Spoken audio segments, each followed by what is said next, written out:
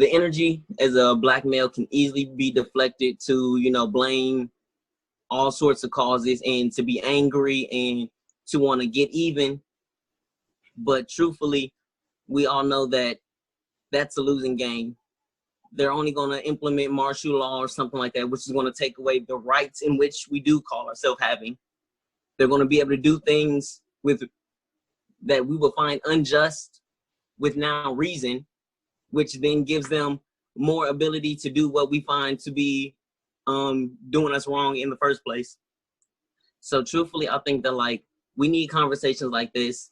We as groups, like people who believe in, you know, peaceful protesting and, you know, like true activism in a positive form, we need to come together and lead those who are more ignorant to the topics. Like, you can't trust that everybody's going to be informed or get the right message across, because ignorance is bliss, and people are happy with stuff that they don't have to go in. If the first thing they see on social media is negative, all we're being fed is negative stuff all the time. They got us stuck in the house and things like this. Like, it's easy for people to react the way they're doing, and it's expected. That's why they're doing what they're doing. This was set up, as they just said earlier. Like, this isn't an accident. This isn't a surprise to them. You think people didn't like study the behavior of people? Like, they go to school for stuff like this. This is simple psychology. So in that aspect, it's like we need to be positive and lead other people, other peers of ours who have this intention of like instant gratification, thinking that it's going to be a short battle, because it's not going to be short.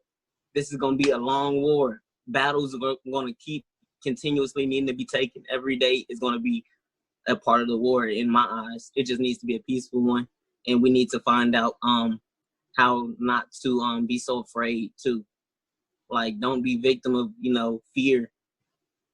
The idea of stuff like taking your Second Amendment rights into belief.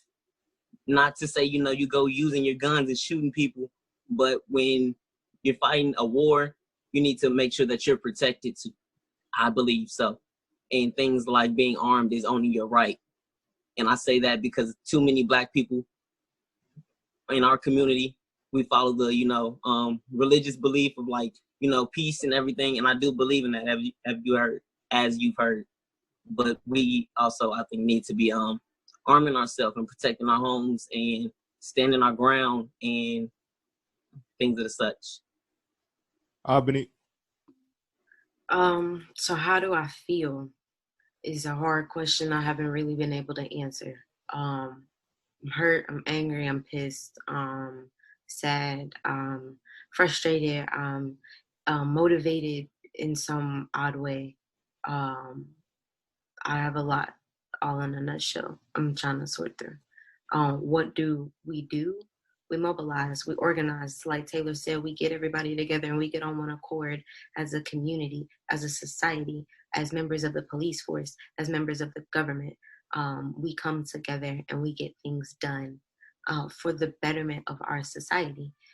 As someone who follows the Christian faith, we pray together, not just Black people, not just white people, not just Latinx people, not just people who may classify themselves as Asian or from Asia, but together.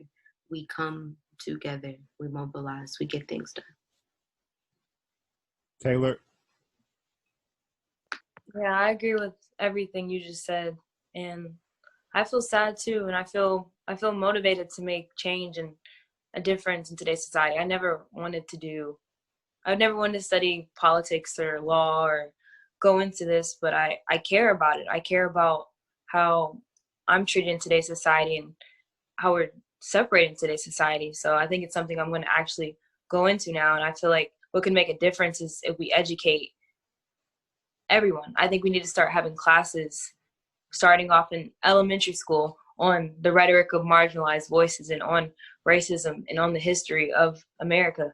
I think we need to teach this, not just learn it on Martin Luther King Day or some in Black History Month. I think we need to teach this to every school, not just white schools, not just Black schools, not just Hispanic schools. We need to teach this to everyone so we can understand it. And so white people that grow up in predominantly white cities that don't encounter Black people and don't really understand it, that they can get an understanding, because it's not their fault that they haven't been exposed to it and that growing up they were blinded from it. They need to understand it. So I think we need to teach it first, and then we need inclusion, and we need to get to know one another. Mary Kate, you talked about what can white people do. I think advise all of your white friends to become friends with someone from a different background, race than them. At least just have at least one Black friend, Hispanic friend, Chinese friend that you can have these conversations with. I have white friends, I have Black friends, I have Hispanic friends, just to have these conversations and just to see how we feel and see what it's like for our two separate lives. So we need to just care about each other, love each other. I'm saying this as a Christian, love each other, pray for each other, and educate one another. Deja.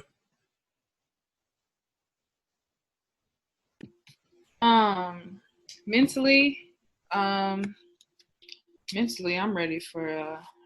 I'm ready to organize. I'm ready to strategize. I'm ready to go to war, baby. Okay, it's about time to get active. Period. And I'm ready for that. So I think as a people, we need to understand that racism is prejudice plus power. Everyone has prejudices, but Black people don't have enough power politically or economically, and it's systematically that way on purpose, like I said earlier. I cannot emphasize that enough. It's on purpose. So to change racism, we have to tear up the system, period. Like, we got to do away with what it is. Like, it's got to go.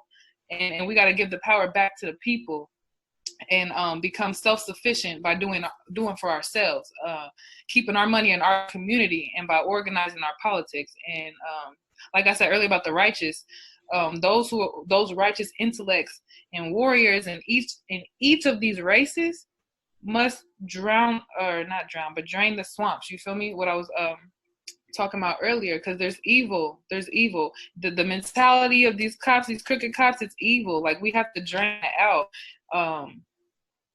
And everyone has to stand up against it, speak out against it, organize against it, come together to create a pluralistic, demographic, multicultural, diverse society, because we all have to live here. We all want to live of liberty and to be able to live at peace with our family. So, but the thing is, everybody in my skin tone ain't my friend. Everybody's not on the same mental as me. So we got to figure that out. We got to drain that.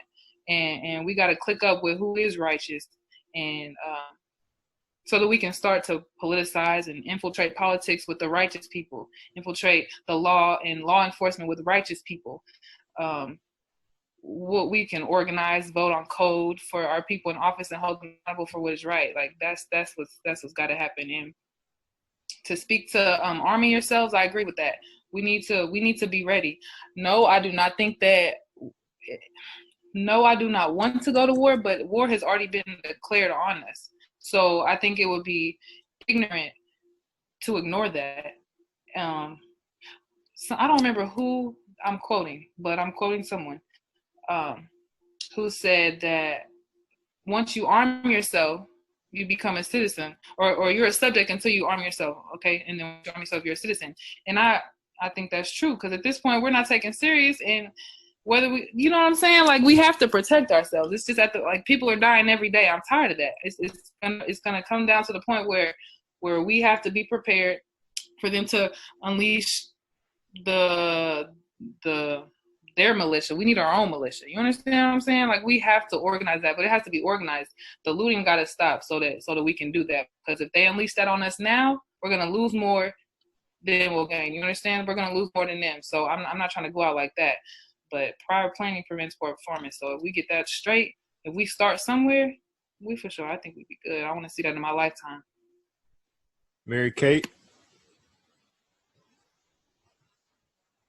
Yeah, I think for me, of the many things I've learned from this conversation is that, reposting an Instagram story or, hashtagging Black Lives Matter, that's all easy. And there are a lot of people that are doing things like that, but there are far fewer people having these kinds of critical conversations and sitting down and listening to other people's perspectives and, just taking, a little bit of time every day to try to put yourself in somebody else's shoes and not just sympathize, but try to empathize and just hear all kinds of different perspectives, whether,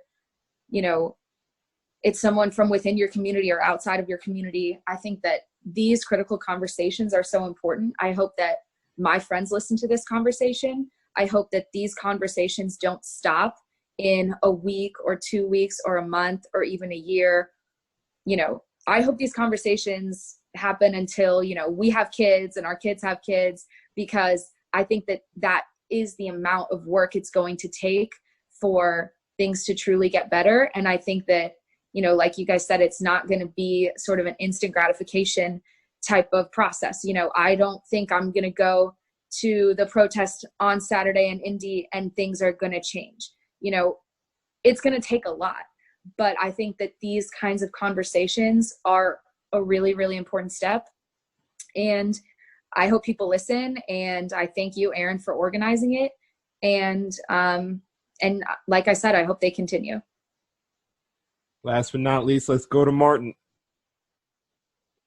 Yeah, so I won't be too long-winded. So what I was going to talk about, I kind of forgot the initial question, but what led me to talk about what I'm talking about now is know your assignment, know your purpose, know your value, know what you stand for and stand firm with it. I know for me personally, God led me to have these conversations with my next door neighbors who are high in rank in the police department, like super high in rank.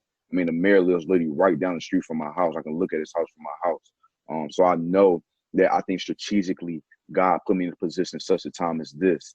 So I don't think that happened by coincidence. So I'm in a perfect predicament position where I can fulfill the assignment that God put me in. So I feel like I will do a disservice if I don't take advantage of what I have going on right now, especially, with the frustration that's happening in my city right now.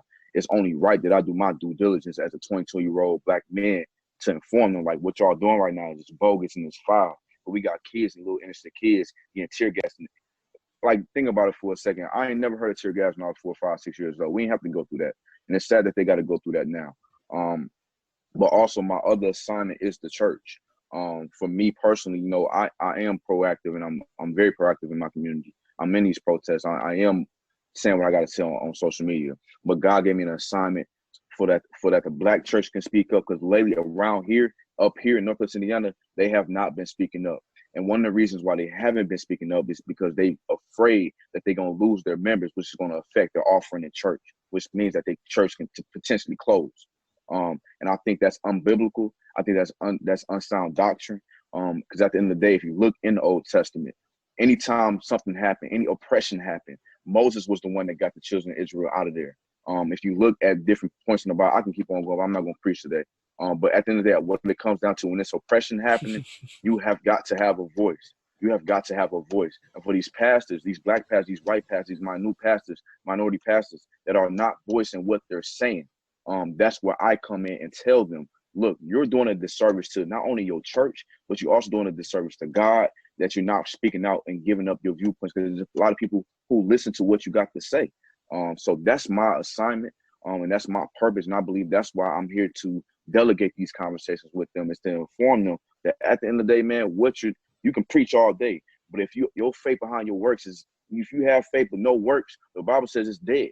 If you praying all day but your life ain't right, that prayer life ain't nothing.